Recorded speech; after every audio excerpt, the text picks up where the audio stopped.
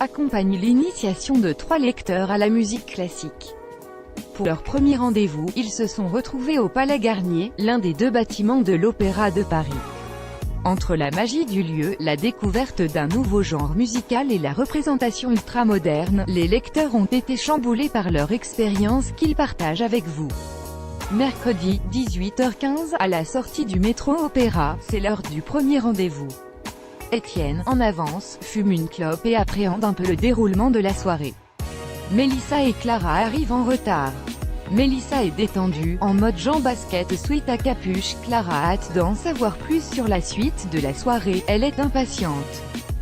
C'est la première fois qu'ils vont écouter de la musique classique, a fortiori de l'opéra, opéra, et 20 minutes leur a concocté une soirée spéciale. Souvenez-vous, il y a quelque temps, on vous proposait de vous inviter à des concerts de musique classique. Vous avez été environ 300 à nous répondre, et les grands gagnants étaient Étienne, 24 ans, Mélissa, 24 ans également, et Clara, 27 ans.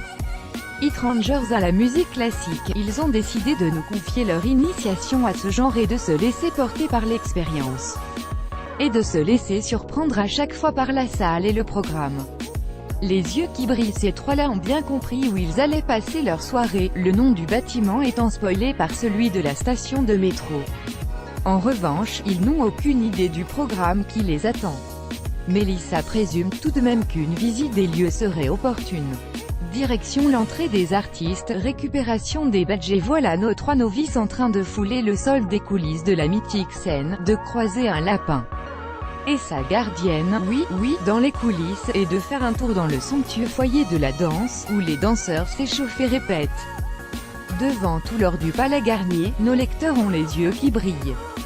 Le grand escalier, en marbre de plusieurs couleurs avec des statues et une nef de 30 mètres de haut, et le grand foyer, avec ses miroirs et ses mosaïques, sont aussi à le souffle. C'est vraiment un endroit incroyable, glisse Étienne. Il est temps de s'attaquer au vif du sujet. Direction la salle, où va commencer la représentation. Pour un premier rendez-vous, on n'a pas été très sympa, entre un opéra de Béla Bartók, en hongrois, et une œuvre qui montre, pendant près de 40 minutes, une femme seule sur scène, en train de se faire larguer au téléphone. On n'a pas vraiment choisi la facilité.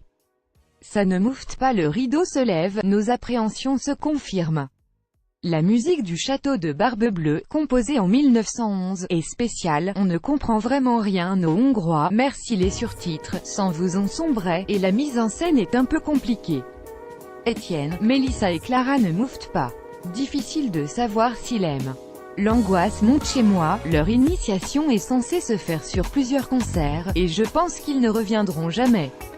Vient la deuxième œuvre, La Voix humaine. Cette voix, c'est celle de Barbara Hannigan, qui interprète une femme qui vient de se faire quitter. Et Francis Poulenc, qui a composé cette œuvre, n'a pas lésiné sur le pathos, traduit par des trémolos, évidemment, pour montrer son malheur. De la représentation, les lumières se rallument, et l'enthousiasme n'est pas franchement au rendez-vous parmi mes voisins. Je tente un, vous avez aimé, suivi par un silence gêné. C'était une expérience, risque Mélissa, avant de poursuivre. En réalité, je ne sais même pas si j'ai aimé. Clara, essoufflée par la dévoix, c'était quoi, ça? Quant à Étienne.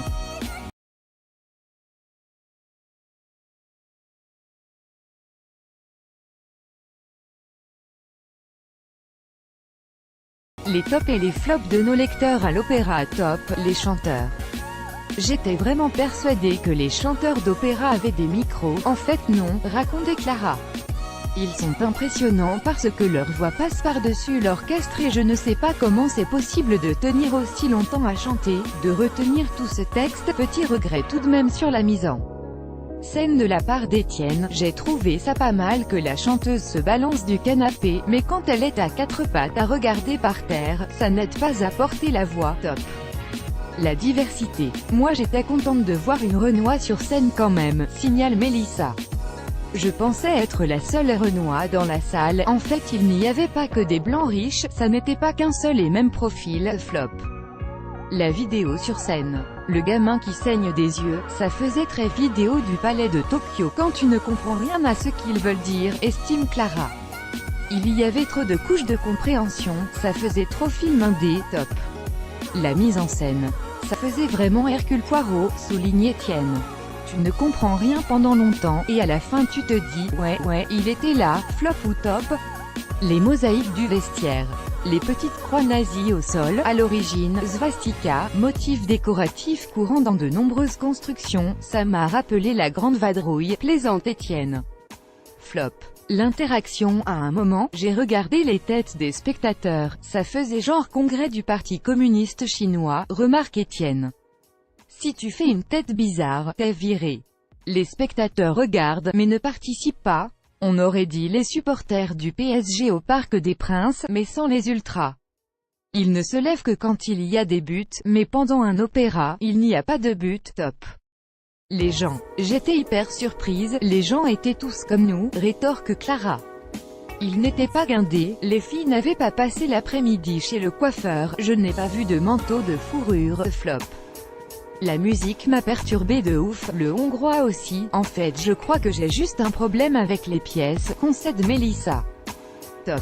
La modernité. J'ai bien aimé voir une chanteuse assise dans le public au début, remarque Étienne. Ça fait moderne. Le décor m'a vraiment choqué, il était sobre, minimaliste et terne, tout le contraire de la salle. Et voir des filles s'embrasser sur scène, ça m'a choqué, je pensais que le public de l'opéra n'était composé que des gens de la Manif pour tous, secoués mais ravis, nos lecteurs se sont donné rendez-vous le 26 avril pour leur prochaine expérience en musique classique.